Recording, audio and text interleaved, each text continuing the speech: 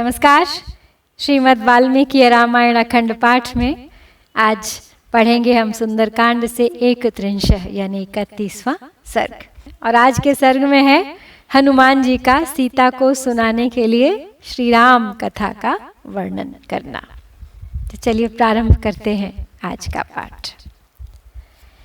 एवं बहुविधाम चिंताम चिंतयित्वा महामतिः संश्रवे मधुरम वाक्यम वैदेह्या व्याजहारः। राजा दशरथो नाम रथ कुंजर वाजिमान पुण्यशीलो महाकीर्तिरिक्ष्वाकूणां महायशाः। राजर्षीणां गुणश्रेष्ठस्तपसा चर्षिभिः समः चक्रवर्ती कुले जातः पुरंदर समो बले। अहिंसारतिरक्षुद्रो घृणी सत्यपराक्रमः मुख्यस्येक्ष्वाकुवंशस्य लक्ष्मीवान् लक्ष्मीवर्धनः। पार्थिव व्यंजनैर्युक्तः पृथुश्रीः पार्थिवशभः। पृथिव्यां चतुरन्तायां विश्रुतः सुखदः सुखी।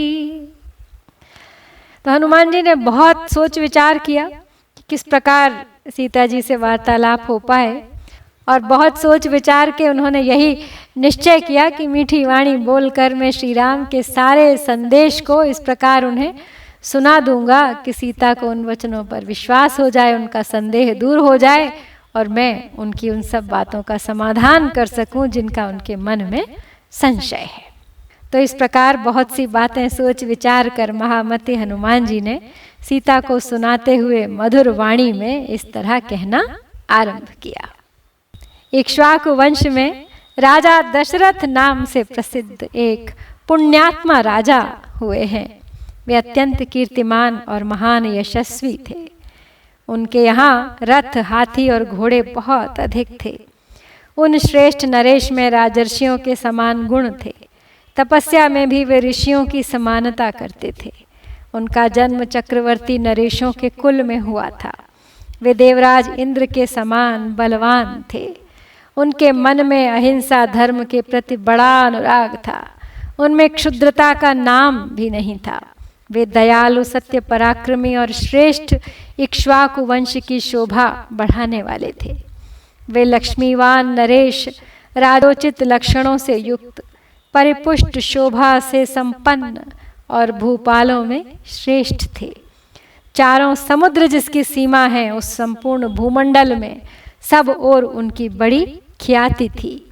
वे स्वयं तो सुखी थे ही, दूसरों को भी सुख देने वाले थे।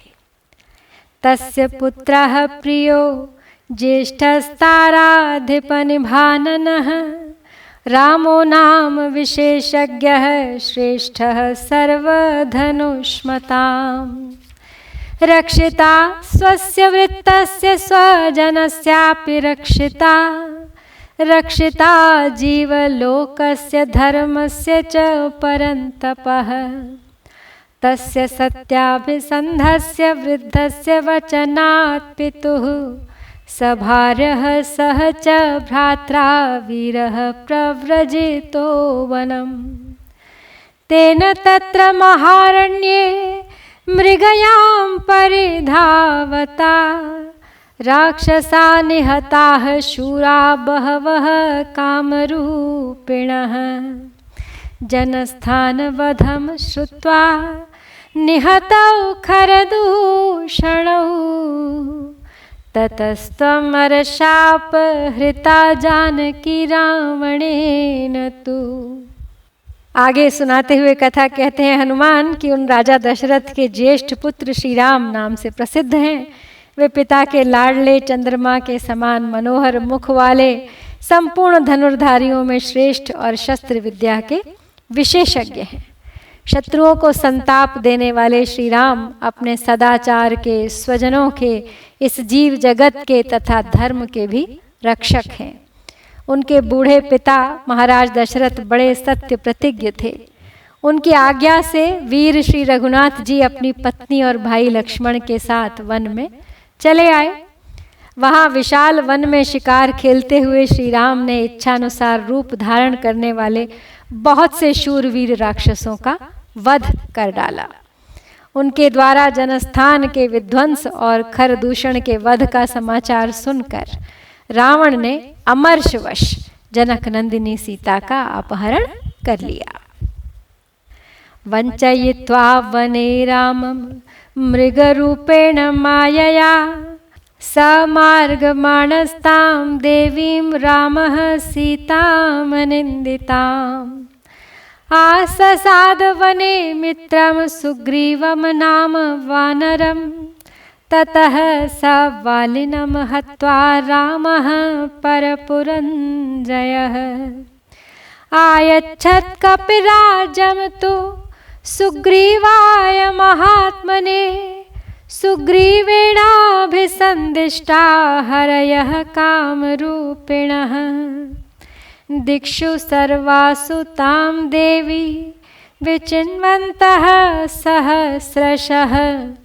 अहं सम्पाति वचनाच्छतयोजनम् आयतम्। तस्या हेतोर्विशालाक्ष्या समुद्रं वेगवान् प्लुतः। यथा रूपं यथा वर्णा यथा लक्ष्मवतीं च ताम्। अश्रौषं राघवस्याहं सेयमासादिता मया। वीररामैव मुक्त्वा स वाचं वानर पुंगवः। तो पहले तो उस राक्षस ने माया से मृग बने हुए मारीच के द्वारा वन में श्री रामचंद्र जी को धोखा दिया और स्वयं जानकी जी को हर ले गया।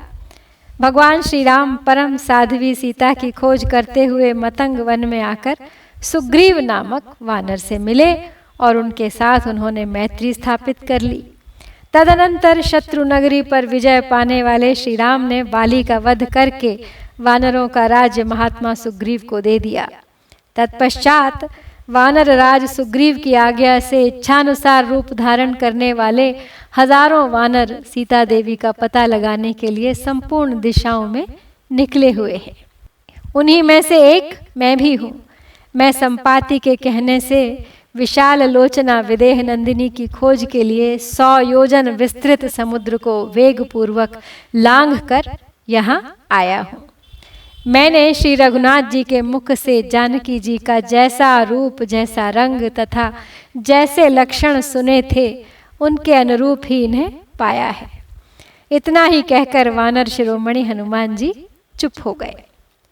जानकी चापि तच्छ्रुत्वा विस्मयं परमं गता। ततः सा वक्रकेशान्ता सुकेशिकेश संवृतम्।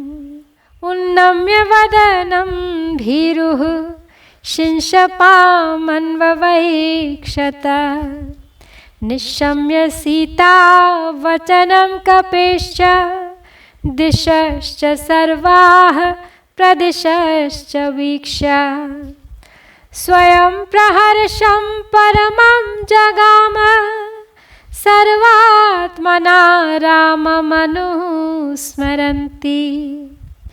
सातिर्यगूर्ध्वं च तथा ह्यदस्तान् निरीक्षमाणा तमचिन्त्य बुद्धिं ददर्श पिङ्गाधिपतेरमात्यं। वातात्मजं सूर्यमिवोदयस्थं। तो उनकी बातें सुनकर जनक नंदिनी सीता को बड़ा विस्मय हुआ। उनके केश घुंघराले और बड़े ही सुंदर थे। भीरू सीता ने केशों से ढके हुए अपने मुख को ऊपर उठाकर उस अशोक वृक्ष की ओर देखा। कपि के वचन सुनकर सीता को बड़ी प्रसन्नता हुई। वे संपूर्ण वृत्तियों से भगवान श्री राम का स्मरण करती हुई समस्त दिशाओं में दृष्टि दौड़ाने लगी। उन्होंने ऊपर नीचे तथा इधर उधर दृष्टिपात करके उन अचिंत्य बुद्धि वाले पवन पुत्र हनुमान को, जो वानर राज सुग्रीव के मंत्री थे, उदयाचल पर विराजमान सूर्य के समान देखा। तो अंततः हनुमान जी अपनी बात कहने में सफल हो गए हैं और सीता माँ ने भी उन्हें देख लिया है अपनी आंखों से।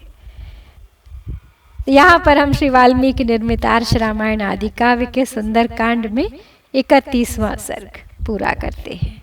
इत्यार्षे श्रीमद् रामायणे वाल्मीकिये आदि काव्ये सुंदर कांडे 31 सर्गः। ओम श्री सीतारामचंद्राभ्याम नमः।